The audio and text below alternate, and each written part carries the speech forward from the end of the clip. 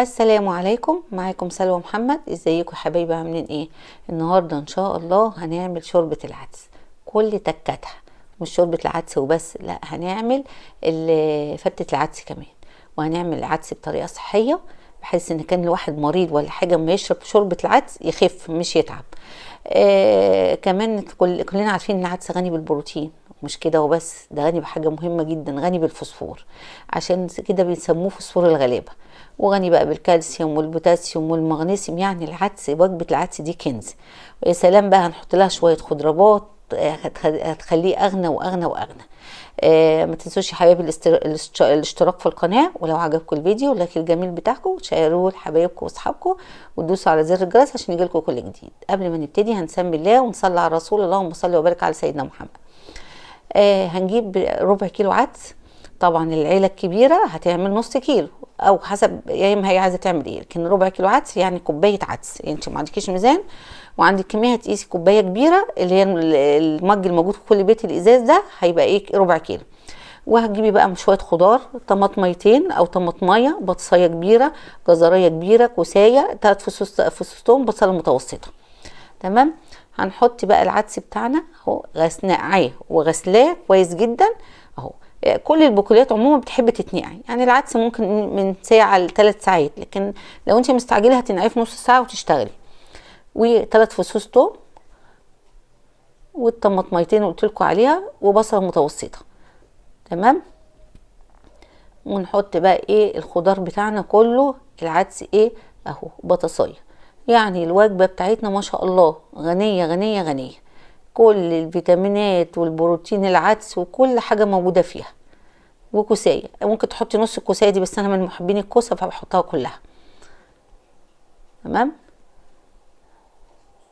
اللهم صل على سيدنا النبي، وصانا باكل الكوسه واليقطين والحاجات دي الجميله دي كلها عشان بتطيب القلب.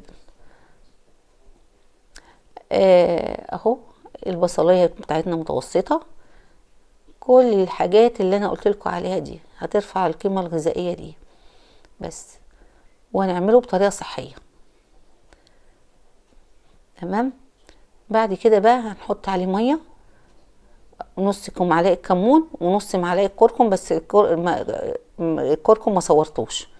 برضك الكركم مفيد جدا، بيغسل الكبد بتاعنا، فنحاول كل الاكل اللي محتاج نحط فيه كركم نحطه، وفي اكل ما ينفعش نحط فيه كركم. وهنحطها على النار، نار متوسطه كده، تسيبيها لحد ما الخضار والعدس يستوي ويتهري زي ما بنقول. تمام. عشان لما اجي اضربه في الخلاط يبقى ضربه واحده، وبالهاند بلندر يبقى اسهل. بس اهو بقى بيوريه خالص هو ما شاء الله. تمام. بعد كده بقى اطفي النار اهو، وابتدي بقى ايه اهو. انا الاول كنت بعمل العدس بعمل له بصلايه حمرها واحطها فيه، وفي ناس بتحمر توم وتحطه فيه. لكن انا دلوقتي بقيت استكفي بس بكبشه شعريه كده صغيره احمرها، بحيث الواحد لما كان بيحمر بصله وهو تعبان يجي ياكل شوربه العدس كان بيتعب. لكن دلوقتي بطلت اعمل البصله دي خالص، لقيت طعمه حلو برضك. يبقى انا لما اعمل احمر بس الشعريه، ومعتمده على التوابل والخضار اللي فيه، وبيبقى طعمه حلو، ومش محتاج الواحد سليم تعبان ياكله ما يتعبش. شويه سلطه، بصلايه خضراء، نص ليمونه، تبقى ايه ما تتعبيش نفسك. يعني لو حد عنده برد وكل عدس بالطريقه دي مش هيتعب، لكن لو حمر بصلايه ولا توميه حط عليه هيبقى تقيل وهيتعبه. وشويه شعريه زي ما اوريكم، مش كتير. الشعريه ما بتكتر فيه برده كده تحس ان هو بقى عامل زي منشي قوي كده، وسط.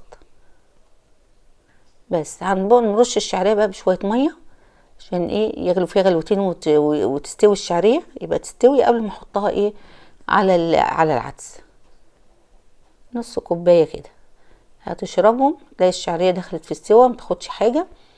وبعد كده اروح ضيفاهم على العدس بتاعي. تمام كده زي الفل. اهو اجيب حله العدس واضيف عليها الشعريه بتاعتي. محتاج بقى نضيف ميه واكمل التوابل بتاعتي. خليه متوسطه اهي، خفيف. هو ما يغلي اوريدي بردك مع الشعريه هيتقل تاني. احط بقى شويه كمون تاني حلوين، شويه يعني رشه فلفل صغيره، اللي مش عايز فلفل يحط شطه، وملح، ملح بردك بتاعك انت حسب الملح اللي انت عايزه تحطيه، هتدوقي وتظبطي الملح بتاعك. الشطه والفلفل الاسود دول عارفين مفيدين جدا للاوعيه الدمويه، فاللي بيحب شطه يحط شطه، اللي ما بيحبش الشطه بيحط رشه فلفل اسود. يعني التوابل دي مش بنحطها بتدي طعم بس، لا مفيده كمان ان احنا نستفاد منها في جسمنا وكده.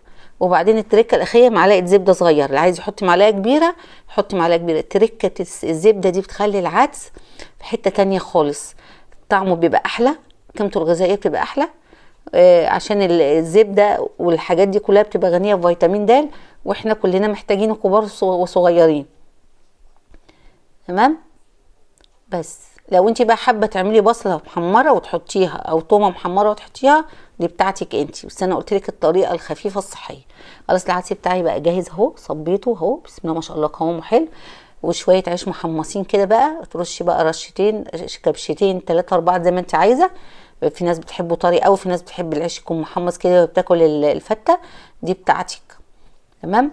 وشويه سلطه خضراء، شويه مخلل، بصلايه خضراء اهم حاجه، تبقى كده ايه جبرت ما شاء الله. تاكلي طبق العدس، فتة العدس دي تبقى زي الحصان، خصوصا بقى لو تعبانه وعندك برد ولا حاجه. الف هنا وشفا، طعمه زي العسل. بس ما تنسوش بقى يا حبايبي، وبتحطي كمان معاه نص ليمونه، بصلايه خضراء ونص ليمونه كمان، تعصري بقى نص ليمونه لو انت عايزه او كده. كل الحاجات دي بتبقى كمان عشان لو عدس بيعمل انتفاخات وكده، فالليمون مفيد جدا. تنسوش بقى لو ما تنسوش اهم حاجه الدعوه الحلوه، والاشتراك في القناه واللايك الجميل بتاعكم، وشيروه لحبايبكم واصحابكم، وتدوسوا على زر الجرس عشان يجيلكم كل جديد. بس بحبكم في الله، واستودعكم الله الذي لا تضيع عنده الودائع، والسلام عليكم ورحمه الله وبركاته.